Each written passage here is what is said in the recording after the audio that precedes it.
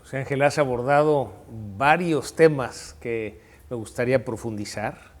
Pero en instancia empezar por esta parte que comentas de la confianza es en ambas direcciones.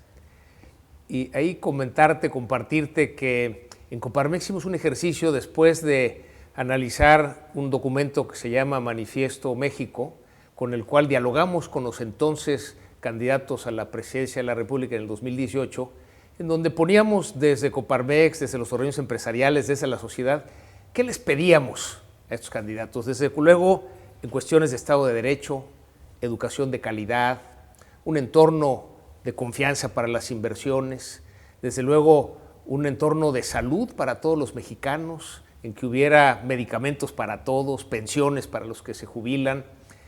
Y después de ese ejercicio hicimos precisamente lo que comentas, ¿verdad? A ver, en sentido contrario, ¿cuáles son nuestras responsabilidades?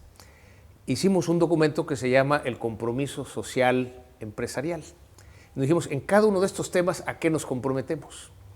Y desde luego, en la parte de Estado de Derecho, es decir, cumplir con toda la ley, todos los reglamentos, dar de alta a los trabajadores con el 100% de su salario, el seguro social, respetar su antigüedad, sus prestaciones. Desde luego, comprometernos a cerrarle el paso a la corrupción, comprometernos con la educación de calidad, empezando en casa, es decir, lo que cada empresa podemos hacer independientemente de lo que haga o deje de hacer el gobierno.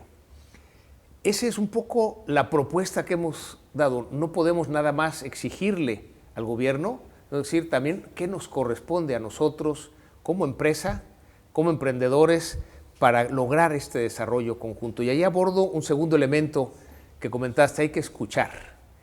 Y a lo que le hemos apostado en Coparmex es al diálogo. En este sentido, no nos asusta pensar diferente, al contrario, cuando se piensa diferente se pueden enriquecer las propuestas. Mientras haya respeto a lo que opine el otro, mientras se dé ese diálogo, podemos construir algo mejor. Y un tercer elemento que quiero ligar, dijiste que estas propuestas tienen que ser para beneficio de todos, no para un beneficio de un gremio o de una empresa. Y en ese sentido compartirte que un valor fundamental en Coparmex es el bien común. De hecho, lo tenemos explícito en nuestra misión. En la misión que le da sentido a la Coparmex es promover el bien común, impulsando el emprendimiento y la innovación para lograr un desarrollo inclusivo. Entonces, en este entorno de lo que nos toca a nosotros y construir esta relación bilateral o bidireccional, más bien comentabas, en donde haya diálogo, en donde haya escucha, en donde haya respeto al otro. ¿Por dónde empezar? Digamos, ¿queremos construir ese mejor México? ¿Estamos dispuestos a asumir nuestras responsabilidades? Y desde luego, en una concepción diferente de la empresa. El modelo que tenemos de empresa es que las empresas no son nada más de los accionistas. Las empresas son de los colaboradores, porque sin colaboradores no hay empresa, son de los clientes, sin clientes no hay empresa, de los proveedores, de la comunidad, del gobierno por los impuestos que pagamos y claro, también de los accionistas, pero solo en esa parte. Entonces, ¿por dónde empezar, digamos, con estos conceptos de la confianza bidireccional, de escuchar, del diálogo, del compromiso empresarial? Yo me sonreía porque a cargo de la OCDE en 2018 hice exactamente lo mismo que ustedes. Y es que fui con todos los candidatos y pues les pregunté qué pensaban respecto de una serie de temas, una lista de temas muy variados, pero que son precisamente los que tú mencionaste hace un momento. Yo agregaría de manera muy explícita, aunque lo mencionaste de manera implícita, el tema de la informalidad. Muy importante. Pero, y además porque finalmente puede haber cualquier cantidad de regulaciones y de reglamentos y de todo lo demás, y si las empresas privadas no lo practican, no va a pasar nada. Y entonces hice exactamente lo que ustedes. Entonces, yo, más que para platicarte la historia mía, yo te diría, yo creo que ustedes empezaron bien, empezaron por el principio, que es hacer el diagnóstico. Y ya teniendo el diagnóstico después de las consultas, después de escuchar, es decir, miren, esta es la propuesta. Y además, pues, si tienen ustedes mejores ideas o mejores opiniones, vamos a ajustarlas, vamos a cambiarlas, en fin. Porque llega un momento en el cual hay límites naturales en los cuales puede uno impactar a los que toman las decisiones. Y esos límites, pues hay que aprender cuáles son y al mismo tiempo resignarse a que hasta ahí llega uno y después de ahí es trabajo de ellos.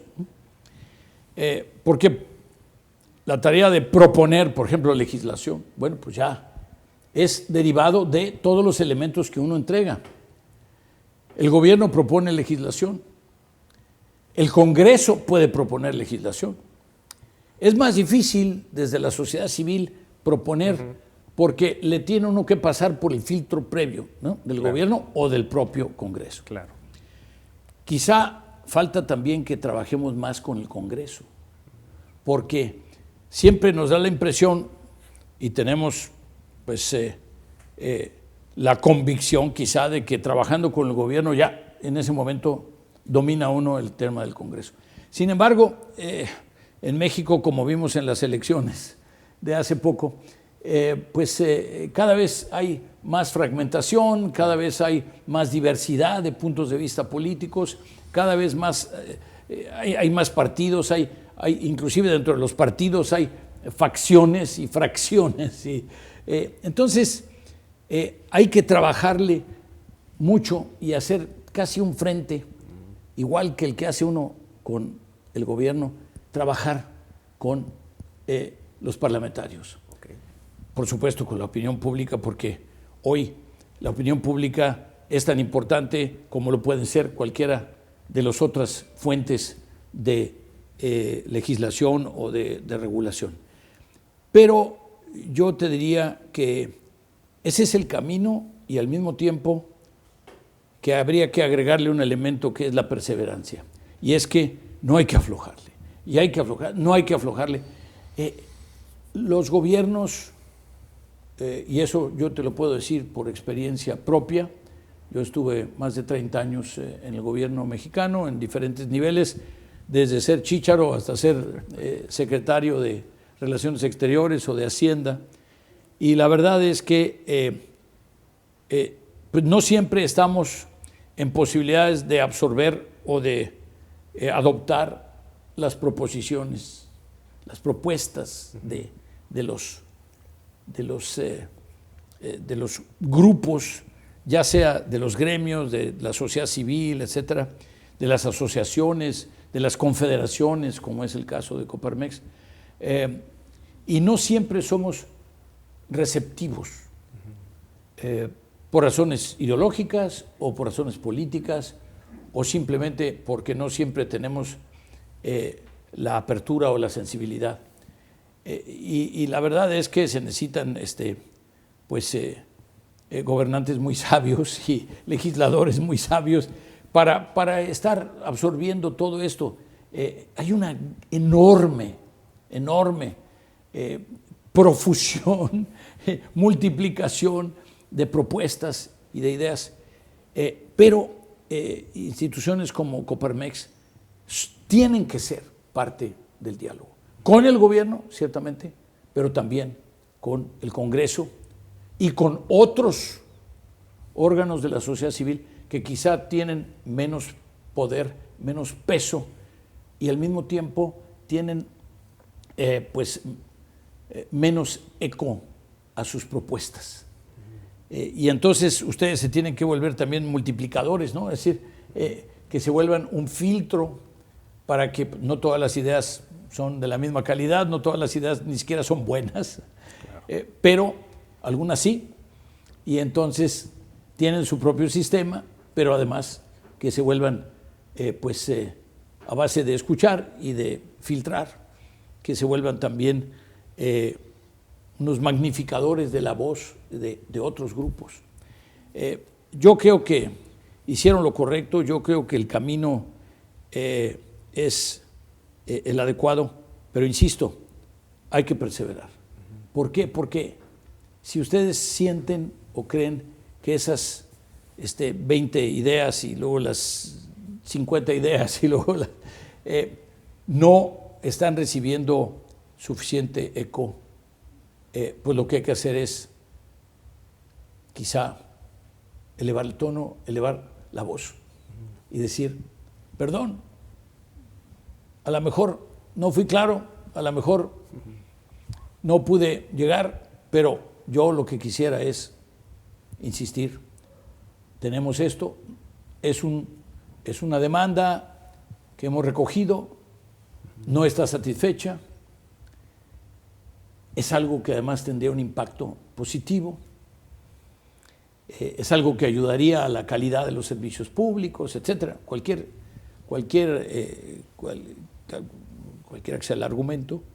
Y yo diría que, pues, adelante y adelante.